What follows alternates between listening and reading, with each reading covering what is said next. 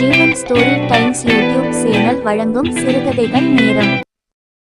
நன்றி கடலிலும் பெரியது. கதை. ரோமாபுரியில் ஓர் அடிமை தன் முதலாளியை விட்டு தப்பி காட்டுக்குள் ஓடிவிட்டான். அவன் காட்டில் இருந்தபோது ஒரு சிங்கம் நொண்டிக் கொண்டே அவன் பக்கத்தில் வந்து காலை தூக்கி காட்டியது. அடிமை கொஞ்சமும் பயப்படாமல் அதன் காலை பிடித்து பார்த்தான். அதில் ஒரு முள் தைத்து இருந்தது. அதை பிடுங்கி எரிந்து காலை தடவி கொடுத்தான். வலி நீங்கிய சிங்கம் காட்டுக்குள் ஓடி மறைந்தது. சிறிது காலத்துக்கு பிறகு காட்டிலிருந்த அந்த அடிமையை பிடித்து அக்கால வழக்கப்படி அவனுக்கு மரண தண்டனை கொடுத்தார்கள். ஒரு சிங்கத்தை பல நாட்கள் பட்டினி போட்டு மரண தண்டனைக்குள்ளானவன் மீது அதை ஏவி விட்டு அவனை கொல்வதுதான் அக்காலத்தில் மரண தண்டனை நிறைவேற்றும் முறையாக இருந்தது.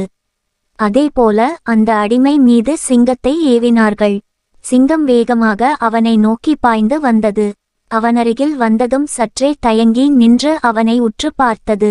முன்னொரு காலத்தில் தன் காலில் குத்திய முள்ளை எடுத்துவிட்டவன்தான் அவன் என்பதை அறிந்ததும் நாய் போல நின்று விட்டது.